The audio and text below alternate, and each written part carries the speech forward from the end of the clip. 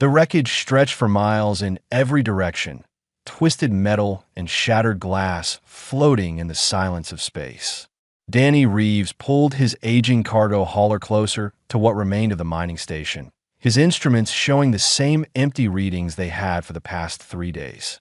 No life signs, no active power cores, nothing worth the fuel he was burning to be here. He should have listened to the other scavengers back at the depot.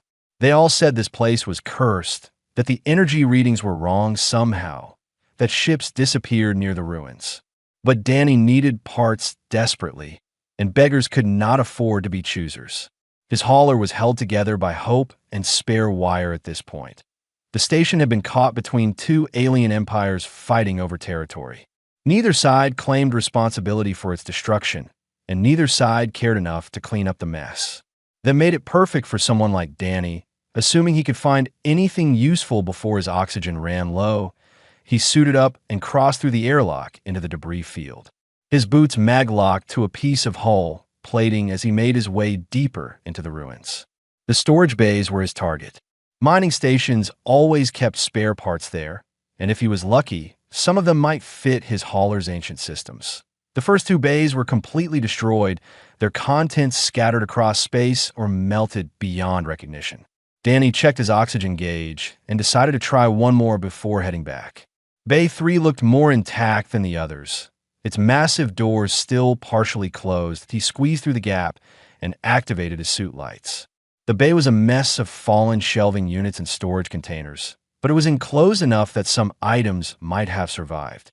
Danny began sorting through the wreckage, his trained eye spotting a few promising components. That was when he heard it, the sound that should not exist in the vacuum of space, transmitted through the metal he was standing on. Something alive, and it sounded distressed. Danny froze, his heart pounding. Every instinct screamed at him to leave immediately. Unknown life forms in abandoned stations meant danger, especially this far from human space. But the sound came again, weaker this time, and Danny found himself moving toward it despite his fear.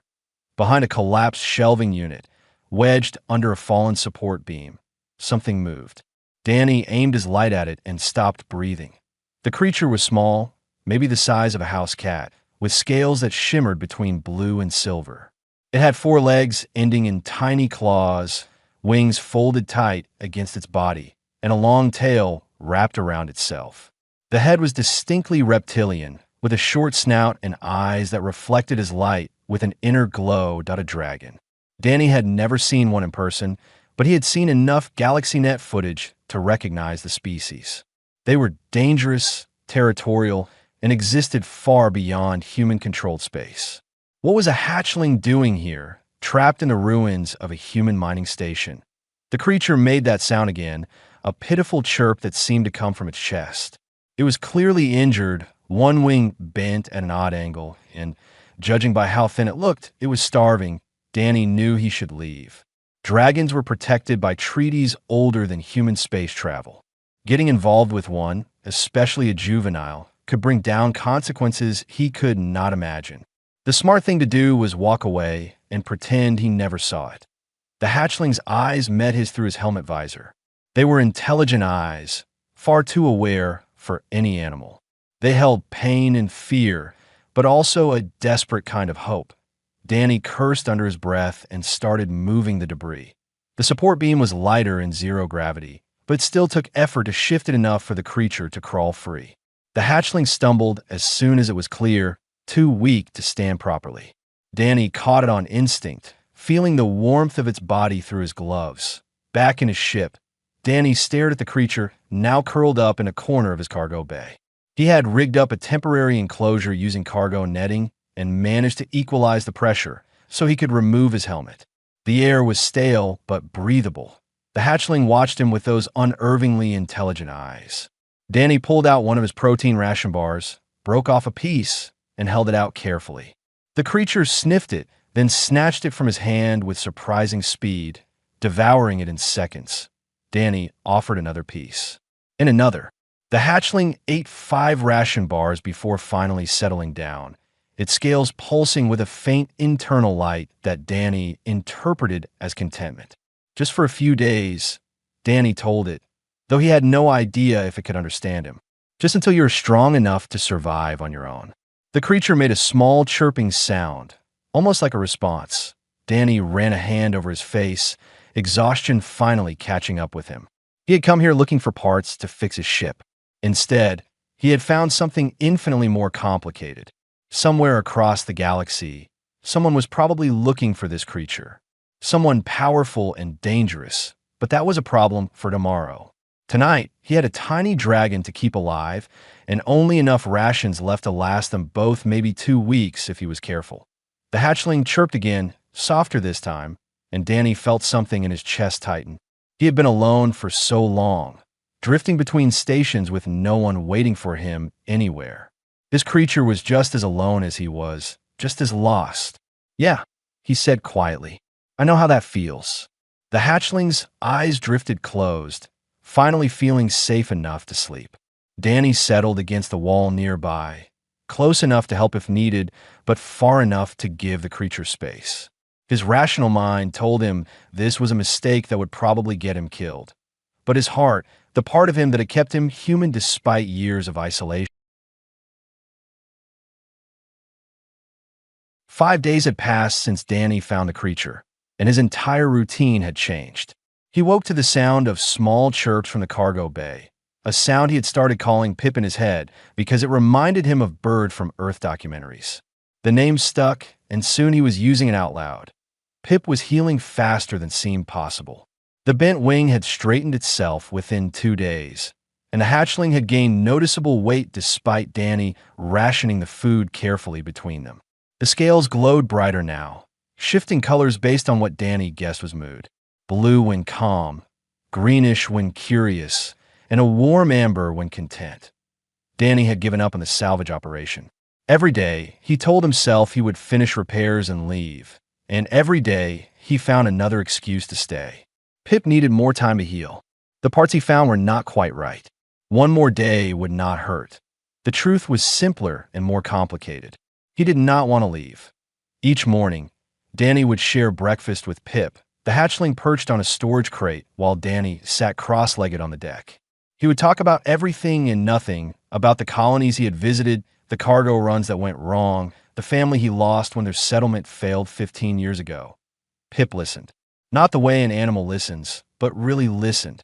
The hatchling's head would tilt when Danny's voice changed tone, and those bright eyes would track every movement. Sometimes Pip would make small sounds that almost felt like responses. On the 6th day, something changed. Danny was trying to weld together 2 pieces of hull plating for his ship's damaged outer seal. The welding torch kept sputtering out, the cheap fuel cell nearly empty. He swore and threw the torch down in frustration. Pip, who had been watching from a safe distance, approached slowly. The hatchling looked at the pieces of metal, then at Danny, then back at the metal. Before Danny could react, Pip opened its small jaws and released a thin stream of flame. The metal pieces fused together perfectly. Danny stared. Pip looked up at him and made a sound that seemed almost proud. "Did you just help me?" Danny asked, his voice barely a whisper. Pip chirped and headbutted his leg gently. From that day on, they worked together. Pip could not do much with such small flames, but the precision was remarkable. The hatchling helped seal minor cracks, fuse wiring connections, and even warm up Danny's meals when the heating unit failed. In return, Danny shared everything he had, teaching Pip which parts of the ship were safe to touch and which to avoid. The loneliness that had been Danny's constant companion for years began to fade. He caught himself smiling more, talking more, even laughing when Pip tried to imitate the sounds of the ship's failing engines. But the outside world was not standing still. That on day 9, Danny picked up unusual scanner readings. Ships were entering the sector, big ones, with energy signatures he did not recognize. They were searching for something, running intensive scans on every piece of debris, every abandoned structure. Danny powered down all non-essential systems and waited in the dark. 3 vessels passed within a few hundred kilometers of his position, close enough that he could see them on visual. They were beautiful and terrifying, sleek hulls that seemed to be made of the same shimmering material as Pip's scales, dragon ships. Pip became agitated when the vessels appeared, making distress sounds Danny had never heard before. The hatchling's scales flashed between colors rapidly, and it pressed close to Danny as if seeking protection. "It's okay," Danny whispered, though his own heart was pounding. "They can't see us. We are just another piece of debris." The ships moved on, but Danny knew what it meant. Someone was looking for Pip. Someone with resources and technology far beyond anything humanity possessed. That night, Danny could not sleep. He sat in the cockpit, staring at his navigation display. His food supplies were nearly gone. 3 days left, maybe 4 if he really stretched it. His ship repairs were mostly complete, enough to limp to the nearest human station if he left now. But what about Pip? The hatchling was curled up in the cargo bay, sleeping peacefully for the first time since the ships appeared. It trusted him completely, this tiny creature that should have been terrifying but instead felt like family. Danny pulled up the station's damaged database, searching for any information about dragons. What he found made his blood run cold. Dragons are not just dangerous animals. They were an ancient civilization, powerful and isolated, with technology that made human achievements look primitive. They had treaties with dozens of species, all based on the same principle. Leave them alone, and they would leave you alone. Break that treaty, and entire fleets disappeared. And then he found the entry about the Dragon King, Hastags. The name alone carried warnings in 6 different languages. A being thousands of years old who had once destroyed a war fleet single-handedly when they entered dragon territory uninvited. The ruler of the Dragon Empire, feared across the known galaxy. Danny zoomed in on the royal insignia described in the file. His hands started shaking. The pattern matched Pip's scales exactly. He was harboring the child of the most dangerous being in the galaxy. The ships searching the sector were not random patrols. They were looking for royalty, for the Dragon King's heir. Danny looked back at the cargo bay where Pip slept. The hatchling had rolled onto its back, wings spread out, completely vulnerable and trusting. It had no idea of the chaos its disappearance must have caused, the panic it had created. Danny had 2 choices. He could try to sneak away, leave Pip here with enough food to last a while, and hope the search parties found the hatchling before it starved. Or he could do something incredibly stupid and try to return Pip himself. The first option was safer, smarter. It gave him a chance to survive. But Danny thought about how Pip had looked at him when they first met, those desperate eyes seeking help. He thought about how the hatchling had learned to trust him, to help him, to consider him safe. He thought about what kind of person abandons someone who trusts them just to save their own skin. Danny pulled up a star chart and began plotting a course to the edge of dragon territory. His hands were steady now, his decision made. If he was going to die, at least it would be for the right reasons. At least he would know he tried to do the decent thing in the cargo bay. Pip stirred and made a soft chirping sound in its sleep. Danny smiled despite everything. "Just you and me." The cargo hauler shuddered as it jumped to faster-than-light travel, its engines protesting every parsec of the journey. Danny had plotted the most direct route he could find to dragon territory, but even at maximum speed, it would take 6 days to reach the border. 6 days with food running out and a growing dragon hatchling to care for. Pip had changed dramatically in just 2 weeks. The creature was now the size of a large dog, its scales harder and brighter, its wings capable of carrying it around the cargo bay in short flights. The intelligence in those eyes had grown more obvious too. Pip understood commands, recognized tools, and seemed to grasp that they were going somewhere important. Danny spent most of his time talking to the hatchling, explaining what he was doing and why. He had no idea how much Pip understood, but it felt important to be honest. "Your family is looking for you," Danny said on the 2nd day of the journey. "Those ships we saw, they were searching. Someone out there loves you enough to tear apart space looking for you."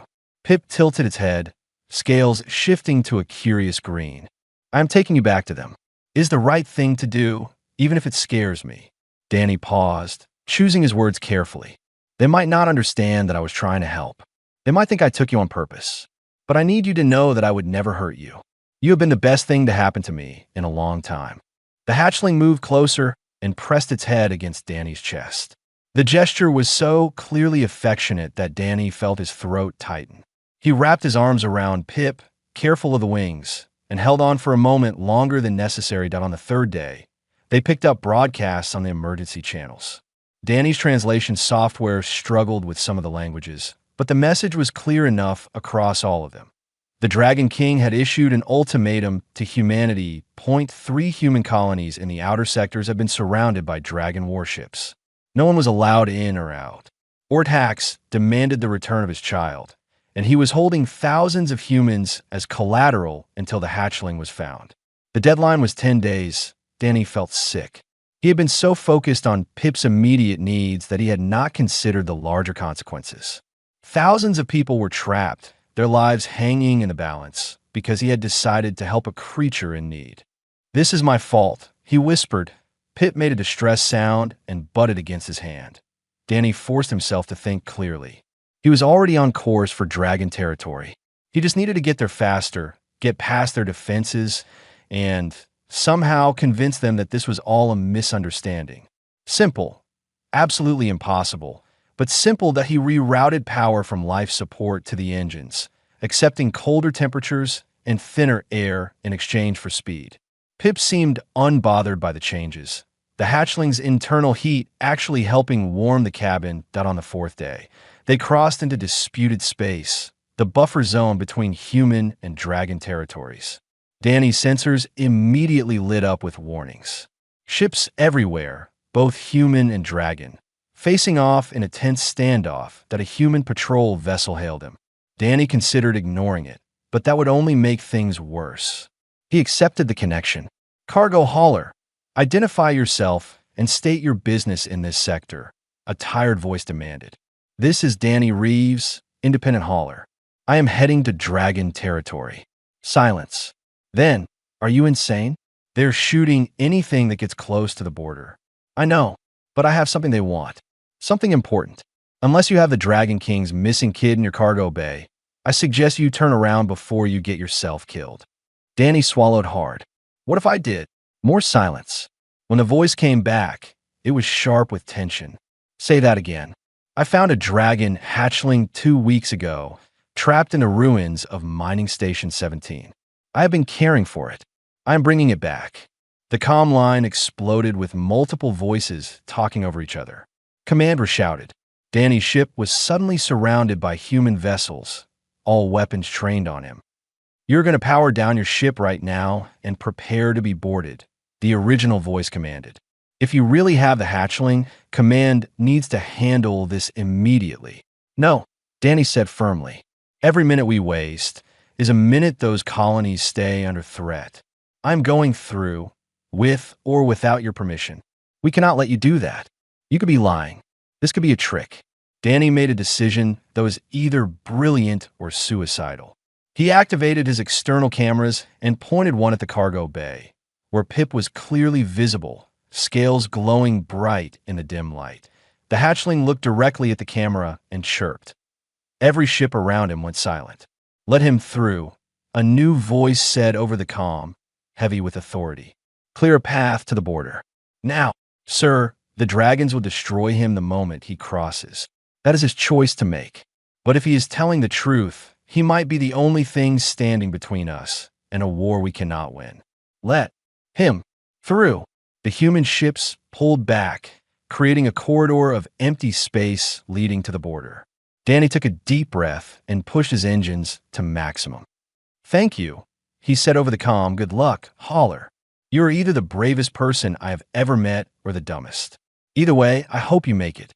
The line cut off. Danny was alone again, with just Pip and the stars ahead. The dragon border was marked by a line of massive warships, each one capable of destroying his hauler with a single shot. Danny broadcast on all frequencies as he approached, his message simple and direct. "My name is Danny Reeves. I am a human, and I am unarmed. I have the Dragon King's child aboard my vessel. The hatchling is safe and healthy. I am requesting permission to return it to its family. Please do not shoot."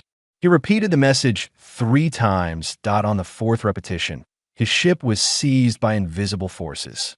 Tractor beams, far more powerful than anything human technology could produce, locked onto his hauler, and pulled it forward. Pip rushed to the window, scales flashing rapidly between colors. The hatchling made excited sounds, pressing against the glass. Danny watched as they were dragged toward the largest ship he had ever seen, a vessel that seemed to be carved from a single piece of black crystal. Lights moved inside it like veins of lava. "Well, little one," Danny said quietly, "I guess we are about to meet your father. Try to put in a good word for me, okay?" Pip looked back at him and chirped once. The sound somehow Danny's cargo hauler was pulled into a docking bay, so large it could have held 100 ships his size. The moment the tractor beam released him, armed guards surrounded the vessel. They were not dragons themselves, but members of species Danny did not recognize, all wearing armor that glowed with the same internal light as dragon scales. "Exit your vessel slowly," a voice commanded through his external speakers. "Keep your hands visible. Any sudden movements will result in immediate termination." Danny's legs shook as he walked down the ramp. A dozen weapons tracked his every step. Behind him, he heard Pip scrambling to follow, the hatchling's claws clicking on metal. "Stay back, little one," Danny said softly. "Let me handle this first." Pip ignored him completely, pushing past the stand between Danny and the guards. The hatchling's scales flared bright amber, and a low rumble came from its chest, a sound Danny had never heard before. It was protective, defensive. The guards stepped back, their weapons lowering slightly. "The hatchling has bonded with the human," one of them muttered in a language Danny's translator struggled with. "This complicates things." Danny was escorted through corridors of crystalline walls that seemed to pulse with inner light. Pip walked beside him, occasionally pressing against his leg, as if for reassurance. The deeper they went into the ship, the warmer it became, until Danny was sweating inside his clothes. They entered a massive chamber that took Danny's breath away. The ceiling stretched up so high it disappeared into darkness. Pillars of carved stone supported balconies where dozens of dragons perched, all sizes and colors, all watching with ancient eyes. The temperature here was almost unbearable. To the far end of the chamber, on a platform of black glass, lay the largest dragon Danny had ever imagined. Ortax was bigger than Danny's entire ship. His scales were polished obsidian, each one the size of a dinner plate, and they reflected light in ways that hurt to look at directly. Wings that could have blotted out the sun were folded against his massive body. His eyes were like stars, bright and terrible, filled with an intelligence that had watched civilizations rise and fall. When Ortax breathed, the temperature in the room spiked. When he moved his head to look at Danny, the floor trembled. Danny felt his knees buckle. Every instinct screamed at him to run, to hide, to do anything except stand here in front of this creature that could end his life with a thought. Hands grabbed his arms, holding him upright. "You dare." Orthax's voice was not spoken, but felt, resonating through the air itself. "You dare bring my child here after your kind stole it from me." "I did not steal anything," Danny managed to say, his voice barely a whisper. "I found Pip trapped and injured. I helped. That is all." "Lies. Humans do not help. They take. They destroy. They kill what they do not understand." "Then you do not understand humans very well." The words left Danny's mouth before he could stop them. The entire chamber went silent. Every dragon, every guard, everyone stared at him in shock. Ortax rose to his full height, and Danny realized he was about to die. But Pip moved faster. The hatchling threw itself in front of Danny, wings spread wide despite being far too small to actually shield him. Pip released a stream of flame toward Ortax, not in attack, but in challenge. The sound that came from the small dragon was fierce and unmistakable. Ortax stopped. His eyes widened in something that looked almost like surprise. Pip began making urgent sounds, complex vocalizations in the dragon language. The hatchling kept one wing stretched back, touching Danny, while facing its father with clear determination. "What is it saying?" Danny whispered to the nearest guard. The guard looked uncomfortable. "The hatchling claims you as clutch brother. It says you saved its life, fed it from your own supplies, protected it when you had nothing." It says you are family. Danny's heart nearly stopped. Family. Ordhax lowered his massive head, bringing one enormous eye level with Danny and Pip. When he spoke again, his voice was quieter but no less powerful. Show me. Danny's hands shook as he pulled up the footage from his suit camera. He had recorded everything, partly as evidence, partly because he had gotten used to documenting salvage operations. The guards brought forward a display screen. The court watched in silence as the recording played. Danny finding Pip trapped under debris. The careful rescue. Sharing his ration bars with the starving hatchling. Days of footage showing Danny talking to Pip, working with the creature, clearly caring for its well-being despite having barely enough resources for himself. There was footage of Danny's broken heating unit, showing him shivering through the night while Pip slept warm nearby. Footage of Danny giving the hatchling the last of his food while he drank water to fill his own stomach. Footage of Pip helping repair the ship, the two of them working together like they had been partners for years. When the recording ended, the chamber remained quiet. Ordhax straightened slowly. You had nothing, he said. Your vessel is barely functional. Your supplies nearly depleted. You were alone in the void. Yet you chose to share what little you had with a creature you did not know. It was the right thing to do, Danny said simply. The right thing. Ordhax repeated the words as if tasting them. My child was not lost by accident, human. It was taken by those who wished to use it against me. They staged an attack, destroyed your station, and planned to retrieve the hatchling once your kind had fled the area. Danny felt cold despite the heat. I did not know. No, you simply saw a creature in need and helped it. You disrupted a plot centuries in the making by doing something my enemies did not anticipate. Ordhax moved closer, his breath washing over Danny like a furnace wind. You saved my child's life, the last of my bloodline. The only thing in this galaxy I still love. I did what anyone should have done. That is where you are wrong, human. What you did is rare. So rare that in my 1,000 years, I have seen it perhaps a handful of times. Orthax's eyes narrowed. You came here knowing you would likely die. You came because keeping my child was wrong, even though returning it would cost you everything. What? Danny looked at Pip, who was watching him with those intelligent, trusting eyes. He thought about all the conversations they had shared, all the small moments of connection. Because Pip deserves to be with family, Danny said. And because I could not live with myself knowing I kept someone's child from them. I lost my own family years ago. I know what that feels like. I would not wish that pain on anyone, not even someone who might kill me for trying to help. For a long moment, Ordhax simply stared at him. Then the Dragon King, bowing his head before a human, was something no one in the chamber had ever expected to see. Danny heard gasps from the galleries above, whispers spreading through the assembled dragons like fire through dry grass. Ordhax raised his head again, his star-bright eyes now holding something other than rage. Respect, perhaps, or recognition of something he thought he would never find in a lesser species. You have done my bloodline a service that cannot be measured in any currency known to this galaxy, Ordhax said. By rights, you should be rewarded beyond imagination. Wealth, territory, technology, all of it yours for the asking. Danny swallowed hard. I do not want a reward. I just wanted to do the right thing. That itself is remarkable. Ordhax shifted his massive form, lowering himself to a more conversational position. But there is a complication. My child has claimed you as clutch brother. Do you understand what this means?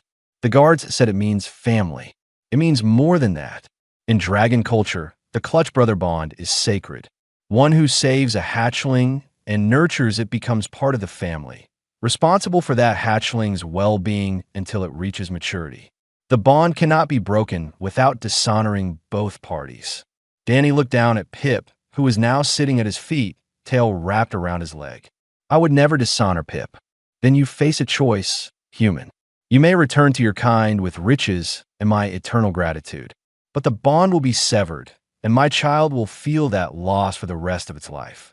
Ordhax paused, letting the weight of the words sink in. Or you may stay. You may fulfill the role of clutch brother and remain with us until my child reaches maturity. 20 of your years, perhaps more. The chamber erupted in protest. Dragons roared their disapproval, their voices shaking the walls. The idea of a human living among them, being treated as one of them, was apparently too much for many to accept. Ordhack silenced them with a sound that made Danny's bones ache. The choice is mine to offer and his to make. You will respect both. Danny's mind raced. Go back to his old life of scraping by, alone in the void with a failing ship and no one waiting for him anywhere. Or stay here, in a place where he was clearly not welcome, with the most dangerous beings in the galaxy. He looked at Pip again. The hatchling was watching him with those impossibly intelligent eyes, and Danny could see the hope there. The trust, the bond that had formed between them over 2 weeks of shared hardship and small kindnesses. If I stay, Danny said slowly, what happens to my ship? My things, they will be maintained or replaced as needed. You will want for nothing. And the colonies you are holding? The humans trapped in your blockade? Orthax's expression shifted to something almost like shame. They will be released immediately. The ultimatum is withdrawn. I have my child back, and I know now that humanity did not take it. There is no longer any reason for hostilities. Danny took a deep breath. His old life was not much of a life anyway. He had been drifting for years, going through motions, existing but not really living. These past 2 weeks with Pip had reminded him what it felt like to matter to someone, to have purpose beyond simple survival. I will stay, he said. Pip made a joyful sound and launched itself at Danny, nearly knocking him over.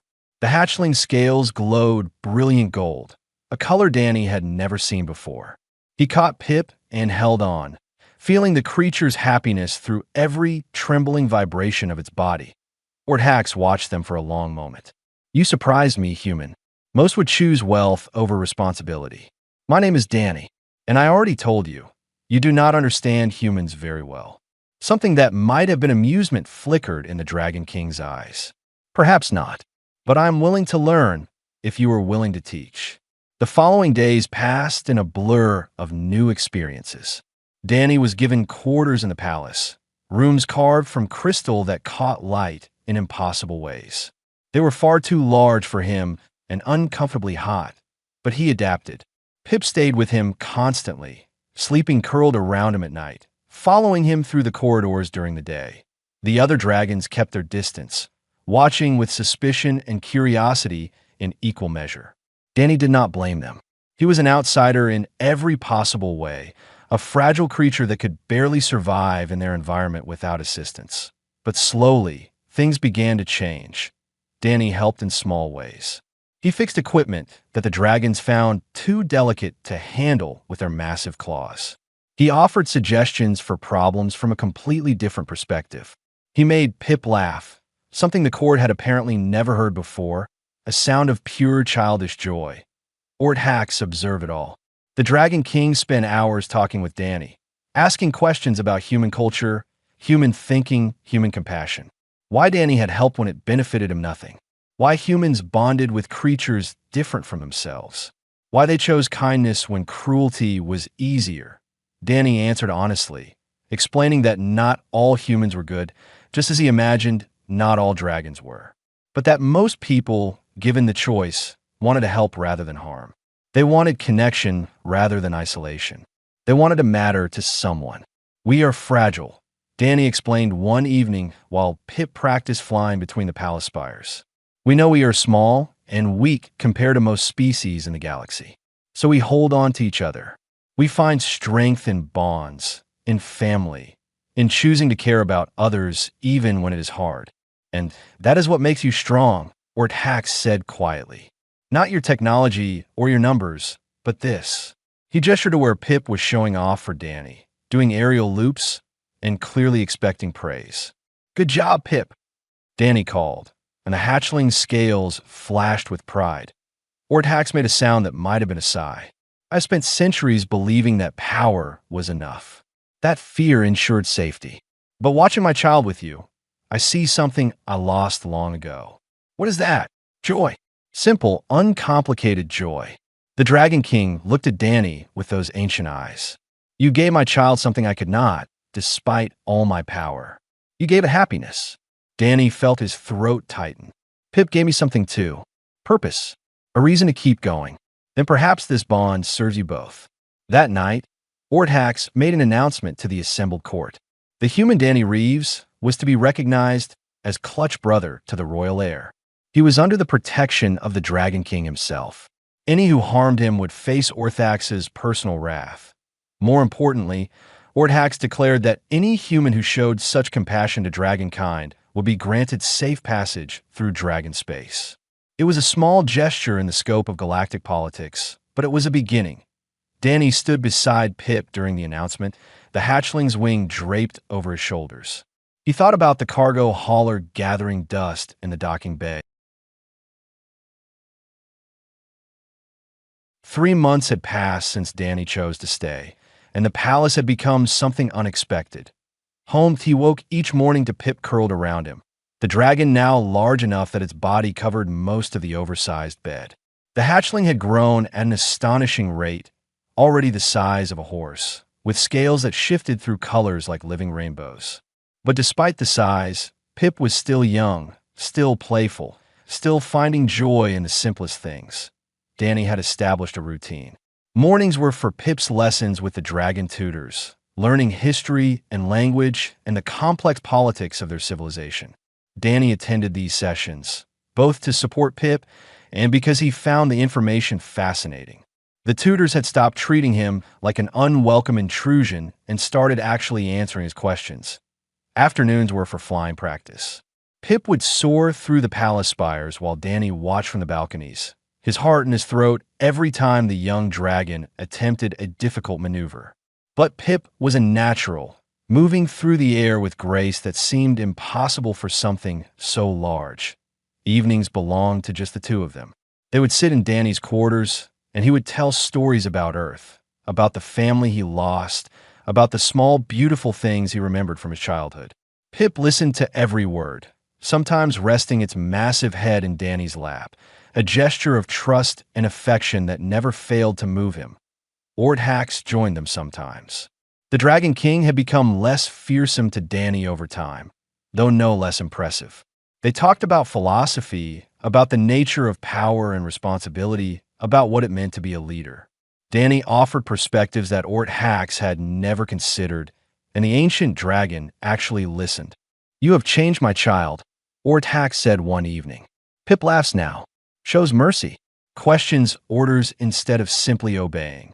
Some in the court see this as weakness. "And what do you see?" Danny asked. "Growth, wisdom, the ability to lead with compassion rather than fear." Orthax fixed Danny with those starbright eyes. "I see a future king who might be better than I ever was." The words hung in the air between them. Danny had not thought much about the future, about what would happen when Pip reached maturity and he was no longer needed as clutch brother.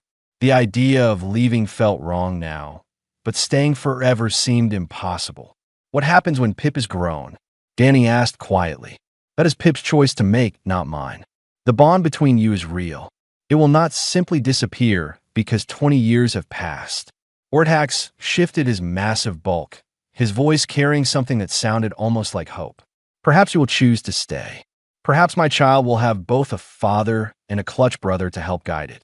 I am not exactly qualified to help guide the future ruler of the Dragon Empire. You are more qualified than you know. You have already taught Pip something I never could, that strength and kindness are not opposites. That power used with compassion is the truest form of leadership." Before Danny could respond, Pip came bounding into the room, scales flashing with excitement. The young dragon had something clutched carefully in its claws. "Look what I made." Pip's voice was still high and young, but the language was clear. The dragon had been practicing human speech for weeks now, determined to communicate with Danny in his own language. Pip held out a small sculpture, made from twisted metal and polished stone. It depicted two figures, a dragon and a human, standing side by side. The craftsmanship was crude but earnest, made with claws not designed for such delicate work. "It is us," Pip said proudly. "You and me, together." Danny took the sculpture with shaking hands. "Pip, this is beautiful. You keep it, so you remember that you are family, that you belong here." Danny pulled the young dragon into a hug, or as much of a hug as he could manage given the size difference. I will never forget that. Ever. Ortax watched them with an expression Danny had learned to recognize. A father's love, mixed with pride, and perhaps a touch of regret for the years he had spent isolated and alone. The next day, Danny received an unexpected visitor. A human ship had been granted permission to approach the palace, carrying an ambassador from Earth's government. They wanted to meet the man who had changed the political landscape of the galaxy by feeding a hungry dragon.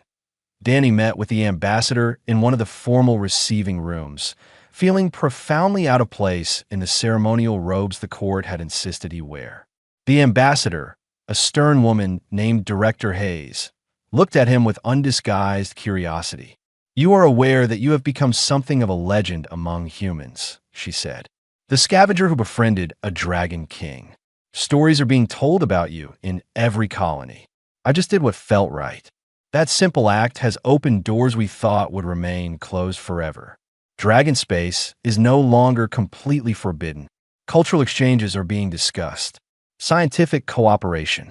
All because you chose to help a creature in need." Danny shifted uncomfortably. "I never meant to change anything political. I just wanted to help Pip. That is exactly why it worked." Director Hayes leaned forward. "I have been authorized to offer you anything you want. A position in the diplomatic corps. Wealth beyond measure. A colony of your own. Name it, and Earth will provide." Danny thought about his old life. The loneliness. The constant struggle. The feeling that he did not matter to anyone. Then he thought about Pip, probably waiting impatiently for him to finish this meeting so they could go flying. About Ortax, who had started asking his opinions on matters of state. About the palace staff who now greeted him by name. About feeling needed and valued and part of something larger than himself. "Thank you," Danny said, "but I already have everything I want right here." Director Hayes blinked in surprise. "You're choosing to stay? Permanently? Pip is my family. This is my home now. I appreciate Earth's offer, but my place is here." The ambassador studied him for a long moment. Then she smiled, a genuine expression that softened her stern features. "Then I will tell Earth that their wayward son has found where he belongs. And I will tell them that humanity's greatest ambassador to the Dragon Empire is a cargo hauler who chose kindness over profit." After she left, Danny found Pip waiting on the balcony, wings spread to catch the warm air currents. "Ready to fly?" the young dragon asked. "Always." Pip leaped from the balcony, and Danny watched from the safety of the railing, his heart soaring with his friend. Ortax joined him, the massive dragon king settling beside the tiny human in comfortable silence. "Do you have regrets?" Ortax asked. Danny looked at Pip performing loops in the sky, scales flashing gold and blue and green in the sunlight. He thought about the sculpture sitting in his quarters, about the family he had found in the most unexpected place, about the purpose that filled his days now. "Not even one," he said. Across the galaxy, the story spread. The human who fed a lonely dragon hatchling every day, never knowing their father was the most feared king in existence. The simple act of compassion that bridged species and changed the course of civilizations. But to Danny, it was never about the grand gestures or the political implications. It was about a small creature that needed help and a lonely man who chose to give it. It was about finding family in the most unlikely places and learning that sometimes the greatest adventures begin with the smallest acts of kindness. Pip called to him from the sky, an invitation to come closer to the edge so Danny could see the new maneuver the young dragon had learned. Danny moved to the railing and called back encouragement, his voice mixing with Pip's joyful roars and Orthax's rumbling laughter. He was home.